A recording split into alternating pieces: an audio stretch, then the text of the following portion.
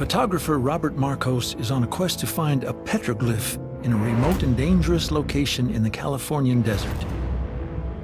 After a year of effort and training, we finally make it to this petroglyph site. Petroglyphs are ancient rock carvings, but this one was not what he expected.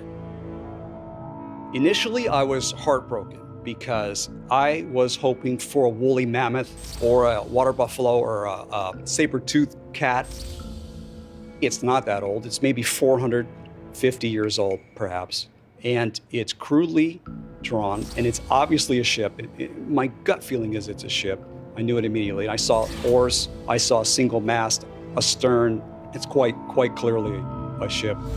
It's an amazing new discovery. It's a historical record of a boat found in the middle of the desert. Could this be evidence of the lost ship? The petroglyph was verified by historian Ray Ashley from the San Diego Maritime Museum, where they now keep a replica. It's not ancient.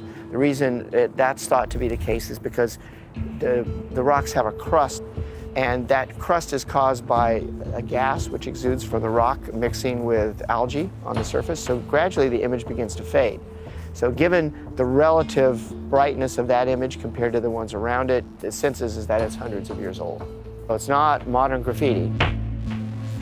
Ashley thinks the image is of the first recorded Spanish ship to explore the coast of California, the San Salvador, in 1542. If you look at the San Salvador itself, there's several things you see. You see masts sticking up, which you can kind of visualize here. You can see these vertical and horizontal portions here that look a lot like the skids and whales on the ship.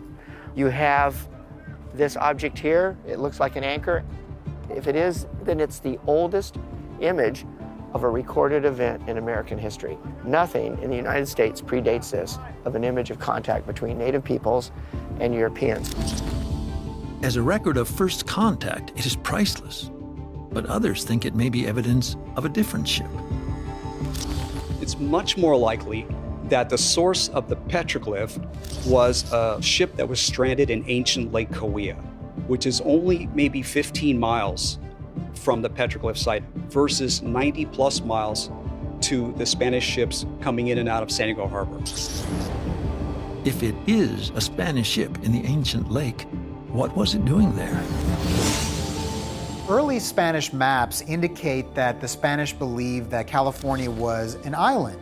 And in order to encourage folks to explore this possibility, they would distribute pearl collecting licenses to incentivize people to go into this region to collect black pearls, which at the time would have been more valuable than gold. My belief is that if there is a lost ship, it represents the lost pearling vessel of Captain Juan Urtubey. If you think about this period, the conquistadors, they love discovery. They have a tremendous amount of energy and commitment towards discovering new riches and fertile lands. So Captain Urtubey decides to sail further north